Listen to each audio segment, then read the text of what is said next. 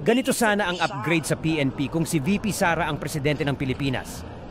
Ang daming teknolohiya na available na ngayon sa market.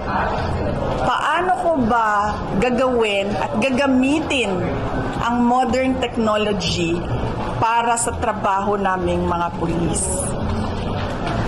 May drone, may robot, may CCTV, napakaluma na yan ng CCTV, at napakarami pang iba na pwede mong gamitin, pwede mong i-harness from the universe para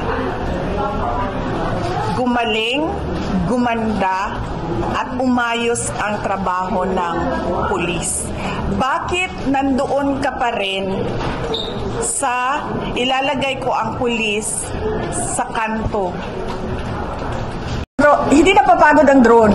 So magpatrolya yung drone 24 hours. Yung CCTV, hindi napapagod yan.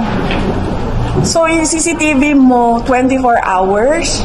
Bakit nandoon ka pa rin sa ilalagay ko ang pulis na hindi mo nga talaga mahabol yan lahat with your human workforce. So dapat ang iniisip mo how to modernize and leverage the available technology out there to improve the Philippine National Police.